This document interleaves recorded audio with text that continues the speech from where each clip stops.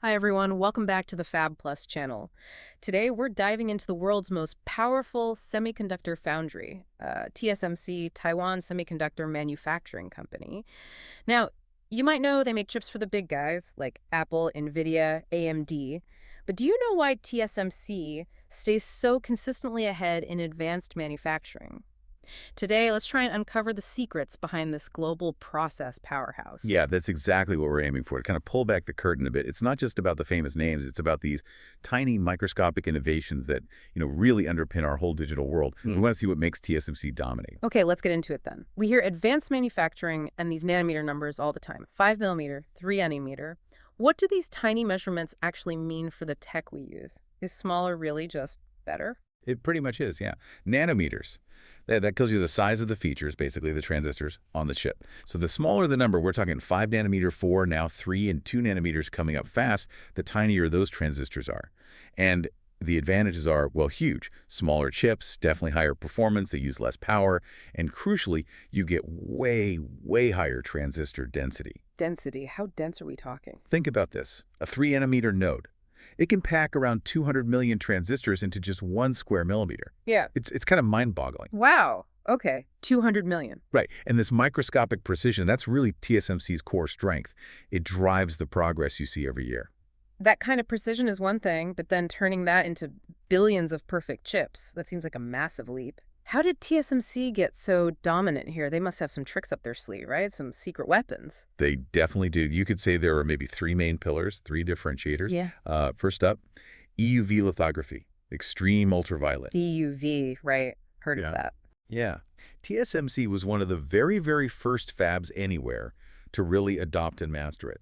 It uses this incredibly short wavelength light, 13.5 nanometers, which lets them draw circuit patterns far more precisely. The finer lines, more accurate, faster too. Exactly, finer, faster, more accurate than the older methods. Think of it like upgrading from a thick marker to an ultra-fine pen for drawing impossibly complex design. Okay, so ultra precise drawing.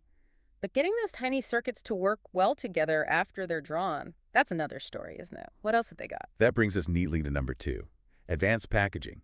Technologies like CoWoS and InFO. CoWoS, chip on wafer on substrate, and NFO. Yep, integrated fan-out. And this isn't just about putting a case around the chip. CoWoS, for instance, it's like stacking different chip components or chiplets super close together, vertically, almost like a tiny skyscraper. Ah, so they talk to each other faster. How much faster? It boosts performance, lets you integrate different types of chips better, and it helps get the heat out more efficiently. Okay, heat's always a killer. Always. And big players, Apple, NVIDIA, AMD, they specifically use TSMC's packaging to get the absolute maximum performance out of their chips. That's fascinating. Stuff you never normally think about. So, precise drawing, clever stacking. What's the third secret? You said it might be the most crucial. Yeah, I think arguably it is. It's their yield and production stability. Yield meaning how many chips work. Precisely. Out of every wafer full of chips they make, what percentage are actually perfect? For their cutting-edge 3-nanometer process, TSMC's yield is reportedly over 70%. 70%? Is that good? It's fantastic, Okay. especially compared to competitors like Samsung, who've apparently struggled to get anywhere near that, particularly early on. This reliable supply, producing vast quantities of working chips, builds huge trust. Think Apple, Qualcomm. They need millions, reliably. Right, for iPhone launches, new product cycles. Exactly. This reliability fuels more R&D, more orders, and creates this technological moat around them. It's really hard for rivals to compete with that stability and scale. High yield means tech gets into your hands faster, too. So, okay, Intel and Samsung are definitely trying hard to catch up in this process war, but it sounds like TSMC's reliability gives them a massive edge. What's next for them? How do they stay ahead? Well, that's the thing. While others are getting better, TSMC just keeps delivering reliably and often gets there first with stable tech. Looking forward, the big thing is the N2 node, their 2-nanometer process, expected around 2025. And that's going to use a whole new transistor structure, gate-all-around, or GAA. GAA, how's that different? It's a fundamental redesign. Instead of the gate controlling the current flow from just the top, like in current FinFET transistors, the gate will wrap all around the channel. Okay. Sounds complex. What's the benefit? Much better electrical control, less current leakage, which means, better performance and significantly better power efficiency. They're talking maybe a 15% speed boost or 30% power reduction compared to the best 3-nanometer chips. And this ties into their bigger picture, what they call the 3D fabric strategy. Yeah, it's about moving beyond just making the chips.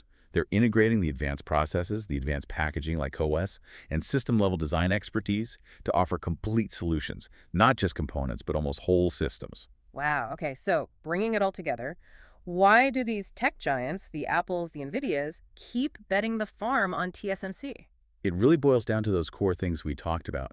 Their process technology is world-leading, yes, but it's also the high yields, the sheer scale, and that rock-solid production stability. Yeah. Plus, being able to get the chip manufacturing and the advanced packaging all in one place, that one-stop shop, is incredibly valuable. Builds trust, basically, long-term partnerships. Exactly. They're indispensable. Apple's A-series, M-series chips, NVIDIA's huge AI chips like the H100, the new B100, AMD's CPUs and GPUs, they all rely heavily on TSMC making them and making them work reliably. So now you know why TSMC is the king of chip making. It's not just the cutting-edge tools or, the super clean rooms. It really comes down to yield, that massive production scale, and just relentless innovation that affects the speed and power of pretty much all the tech we use. Which leaves us with something to think about, right? What does Yeah. it mean when one company has such sort of silent dominance over the core technology, powering almost everything? How does that concentration shape where global tech goes next? Something to chew on.